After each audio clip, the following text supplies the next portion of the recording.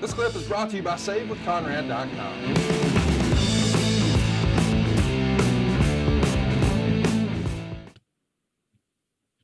I know we're probably going to piss some people off when I bring this one up, but Big Show, is now Paul White. He's with AEW, and he recently did an interview on Jericho's podcast, I believe, where he talked about how someone in WWE told him, even after he had dropped the weight and rehabbed and had the surgery injury and came back, or the hip injury rather, and the whole deal. So now he's a new, lean, mean, Big Show fighting machine. They basically say, hey, you're never going to be our main event. You're never going to headline a WrestleMania.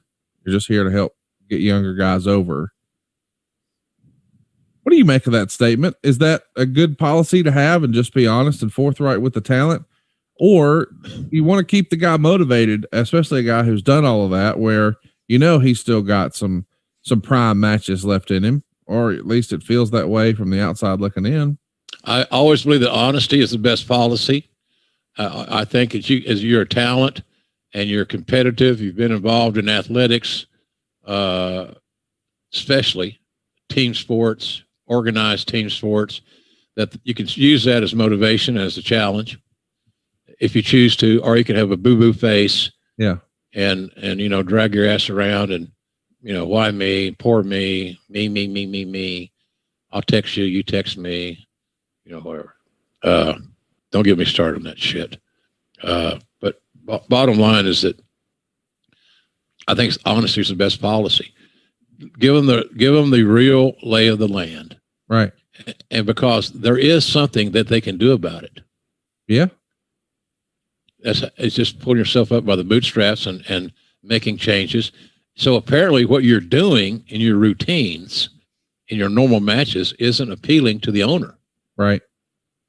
And in this company, we're talking about WWE at this time. Right. There's plenty of opportunities to right the ship, but I believe the honesty is the best policy. And I'm not saying that the honesty sometimes it's not misguided or it might not be accurate, but at the bottom line, at the end of the day, being honest with the talent's the way to go. Do you agree with the assessment? I mean, you just sort of broke it down and saying, hey, what you're doing right now, the owner of the company, it doesn't really connect with the owner of the company. I think famously Paul Heyman a few years ago said the WWE caters or plays to an audience of one. Do you think that's a fair assessment? That really is all about Vince? Yeah, pretty much. If Vince doesn't like your act, then you're not going to get to the promised land. It's not going to happen. He's the Steven Spielberg of this entity. He's the executive producer. He's the creator. He's the director. That's Vince. So obviously, if he didn't like something you're doing and he didn't like your act, so to speak, you're in a tough spot. Absolutely. So now here's the deal. So I guess you're just screwed. You are screwed if you're a goddamn quitter. Right. You are screwed if you don't have any character or any principles to work your way out of this conundrum. And a lot of guys had the balls to say, I'm going to change the general feeling of my character, my TV persona. I had the chance to do that, whether it's new moves, it's better conditioning, it's a better overall presentation, there's things I can improve.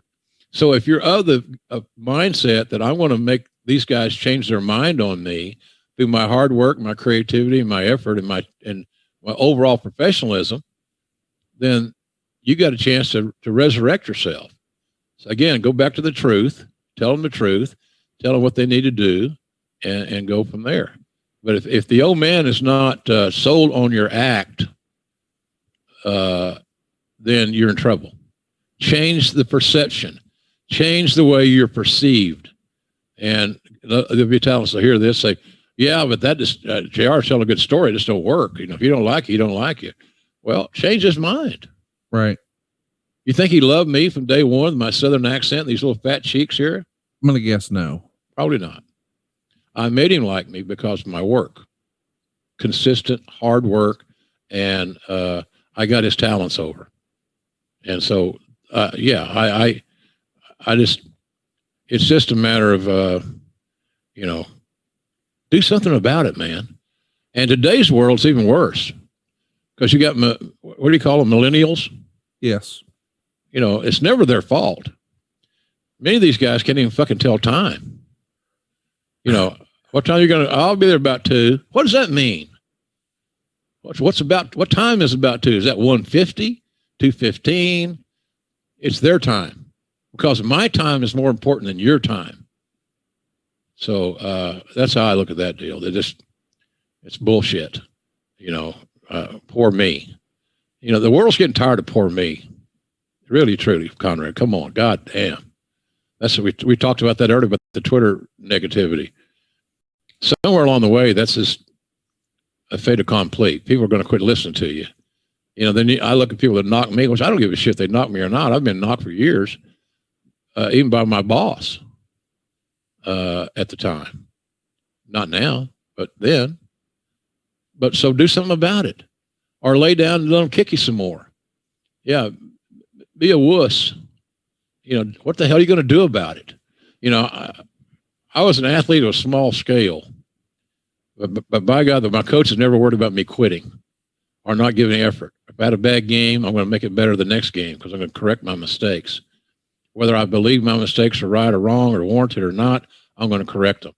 And I don't see that attitude universally utilized in today's wrestling world. I like when Red Ass JR sets the record straight for us. You got anything else that's annoying you, giving you a burr in your saddle? Let's just talk. This morning? Yeah. What do you got? Oh, good. We'll figure out something.